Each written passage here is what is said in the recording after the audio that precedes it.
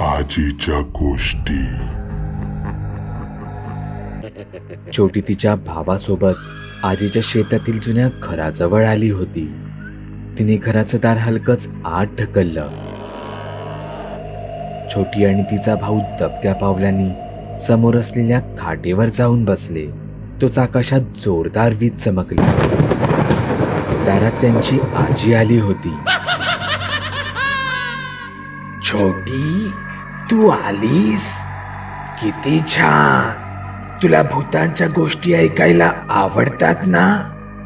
छोटीने घाबरतच तिची मान होकारार्थी हलवली. ऐका तर मग, आजच्या गोष्टीचं नाव आहे विहिरीवरची अवदसा. ती विहीर म्हणे वर्षातून किमान एकदा तरी तिचा घास घेतेच घेते. एका छोट्याशा गावातील एका सार्वजनिक विहिरीबद्दलची ही एक भयानक गोष्ट. या गोष्टीची सुरुवात फार वर्षापूर्वी त्याच गावातील एका छोट्याशा घरातून झाली होती. सुमन त्या घरात नवीनच लग्न करून आली होती. तिच्या सासरची ही परिस्थिती तशी बेताचीच होती. त्यामुळे सुमनही मजुरीची कामं करत होती. सुमनच्या नवीन संसाराला काहीच महिने झाले असतील, तो सासरची परिस्थिती अजूनच खराब झाली. पावसाळ्यात त्यांचं राहतं घर कोसळलं. गोठ्यात बांधलेली एकुलती एक गायही मरण पावली होती. इतकंच नाही तर खाणीत काम करते वेळी एका अपघातात तिच्या नवऱ्याचा अचानकच मृत्यू देखील झाला. खरं तर या सगळ्यात सुमनचा काहीच दोष नव्हता. तिच्यावर तर दुःखाचा डोंगर कोसळला होता. पण या सगळ्यात सुमनलाच दोषी धरण्यात आलं. सासरच्याच लोकांनी नाही तर सासरी आजूबाजूच्या लोकांनीही सुमनला अवदसेचं नाव दिलं. तिला प्रत्येक क्षणी हिणवलं जाऊ लागलं. अवदसा म्हणून घालून पाडून बोललं जाऊ लागलं.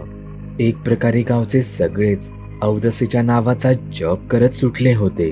तिचे सासू सासरे सुमनला मारहाण करू लागले. ते तिचा छळ करू लागले. सुमनला हे सगळं काही सहन झालं नाही आणि तिने त्या गावातील विहिरीत उडी टाकून तिचा जीव दिला. यावर तीच लोक पुन्हा म्हणू लागली, बरं झालं गावातील ही अवदसा एकदाची कायमची निघून गेली ती. पण सत्य तर हे होतं की सुमन ही कोणी अवदसा नव्हती. ती तर एक सर्वसामान्य स्त्री होती. हा तर सारा तिच्या नशिबाचाच खेळ होता. पण गावकऱ्यांनी या प्रकरणाला उगाचच एका अवदसेचं रूप दिलं होतं. या सगळ्यात सुमनचा नाहकच बळी गेला होता. गावकऱ्यांना पर्यायी या गावालाच त्यांच्या या चुकीची शिक्षा मिळायलाच हवी होती. यासाठीची स्वतःची शिक्षा या गावकऱ्यांनीच निवडली होती. गावकऱ्यांना याची जराही कल्पना नव्हती की त्यांनी त्यांच्या चुकीने स्वतःहून एका अवदसेलाच या गावात बोलावलं होतं. विहीर आणि पाण्याला एक प्रकारचं दैवी महत्व असतं, पण तिथल्या लोकांनी हे महत्व ओळखलं नाही. सुमनच्या त्या विहिरीतील मृत्यूनंतर ती विहीर गावकऱ्यांसाठी एक कचरा फेकण्याची जागा बनली. लोक त्या विहिरीत आपल्या घरातील सर्व खरकट, चुलीतील राख, विंचरून खाली पडलेले केस आणि घरातील कचरा आणून फेकत असत. ते एक प्रकारे अवदसेसाठीचं घरच बनवत होते. असं मानलं जातं अवदसा ही कोळसा, केस, कचरा आणि राखेमध्ये राहते. संध्याकाळची वेळ होती. त्याच गावातील एका घरातून जोरजोरात भांडणाचे आवाज येत होते. संध्याकाळच्या वेळी इतक्या मोठ्या आवाजात कोण भांडत असेल म्हणून हळूहळू त्या घराजवळ लोक जमू लागली. आयुष्यात कधीही न भांडणारी त्या घरातील भावंडे त्या संध्याकाळी एकमेकांचा जीव घेऊ पाहत होती. लोक तोंडात बोट घालून ते भांडण नुसतं पाहत होती. पण हे फक्त त्या घरापुरतंच नव्हतं.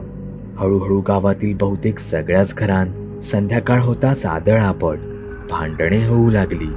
हे अचानक सगळं काय होतंय हेच लोकांना कळेना. पण ही तर केवळ एक सुरुवात होती.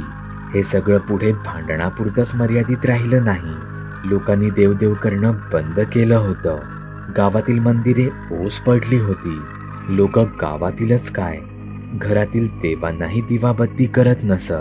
ते संध्याकाळचं घराच्या उंबऱ्यावर बसून मच्छी मटणाचं जेवण करत. संध्याकाळच्या वेळी लोकांना त्यांच्या घरापाठी एका बाईची आकृती दिसत असे. अंधाराला लाजवेल त्याहीपेक्षा गडद काळा चेहरा, लाल रंगाचे डोळे, पांढरे मोकळे सोडलेले केस. ती एक अवदसा होती जी संध्याकाळनंतर गावातील घरांमागून फेरफटका मारत होती. तोच गावात एक बातमी पसरली ज्याने अख्खं गाव हादरून गेलं. गावातील एका वृद्ध जोडप्याचा त्याच विहिरी शेजारी गावातील लोकांना मृतदेह सापडला होता. अचानक कोणतरी कानाखाली मारावी आणि शुद्धीत यावे तसा या घटनेमुळे अख्खा गाव जागा झाला. त्या वृद्ध जोडप्याच्या शरीरावर कसल्याही जखमा नव्हत्या. ते वृद्ध जोडपं म्हणजे सुमनचे सासू सासरे होते. हा नक्कीच कसला तरी कोप होता.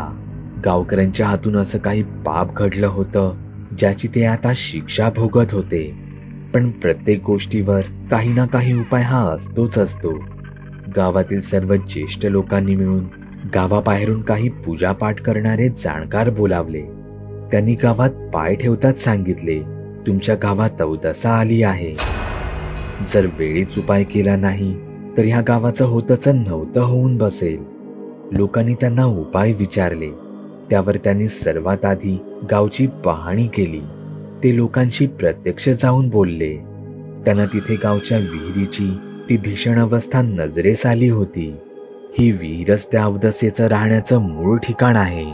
तुमच्या घरातील संध्याकाळची भांडणं, आरडाओरड, संध्याकाळचं मांस भोजन, घरातील आणि गावातील बंद असलेली मंदिरे, यामुळे ती अवदसा गावातच नाही तर तुमच्या प्रत्येकाच्या घरांमध्ये वावरते आहे. यावर सर्वात पहिला उपाय म्हणजे ही विहीर साफ करणे, जेणेकरून अवदसेचं मूळ राहतं स्थान हे नष्ट होईल. दुसरा उपाय म्हणजे घरात संध्याकाळची भांडणं, वाद होणार नाहीत याची काळजी घेणे.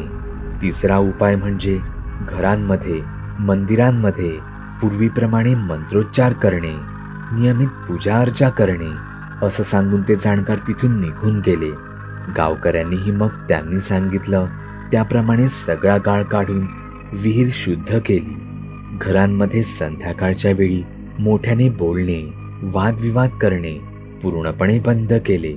प्रत्येक घरांमध्ये पूजा अर्चा सुरू झाली आणि तेव्हापासून गावात घरांपाठून संध्याकाळच्या वेळी त्या अवदसेचे दिसणेही बंद झाले. आजी, म्हणजे गावातून ती अवदसा कायमची निघून गेली होती ना? मग गावात सगळं काही ठीक झालं होतं ना? नाही, गोष्ट अजून संपलेली नाही. शहरातून त्या गावात एक कुटुंब सुट्टीनिमित्त राहायला आलं होतं. एके दिवशी त्यांची मुलगी तिथल्याच मैत्रिणींसोबत खेळता खेळता त्या विहिरीजवळ आली. इतर मुली तिला सांगू लागल्या, त्या विहिरीजवळ जाऊ नकोस, तिथे भूत राहतं. पण शहरात वाढलेली ती मुलगी मुद्दामूनच विहिरीजवळ गेली. तिने विहिरीत आत वाकून पाहिले तसा एक हात विहिरीच्या पाण्यातून बाहेर आला आणि त्याने त्या मुलीला पाण्यात आत खेचले. त्या विहिरीतून अवदसा तर निघून गेली होती, पण सुमनची आत्मा ती अजूनही तिथेच वास करत होती. आजीची ही गोष्ट ऐकून छोटी जोरात ओरडली. ती घाबरून आजीच्या घरातून बाहेर पळत गेली. तिच्या पाठून तिचा भाऊही पळत बाहेर आला. त्यांना असं घाबरून पळताना पाहून छोटीची आजी म्हणाली, छोटी, कुठे पळतेस? आज पळतेस पण परत येशील ना आजीच्या गोष्टी ऐकायला? आजीच्या गोष्टी. तुम्ही सुद्धा तुमच्या गोष्टी बागुलबुवाला मेल किंवा मेसेज करू शकता. बागुलबुवा.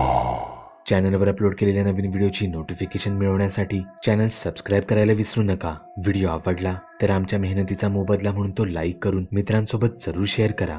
चॅनलवरचे इतर व्हिडिओ पाहण्यासाठी इथे क्लिक करा. तसेच चॅनलवरची प्लेलिस्टही चेक करा. दर दिवशी नवनवीन भूतांचे व्हिडिओ बनवून मी तुमचं मनोरंजन करत राहू याची खात्री बाळगा.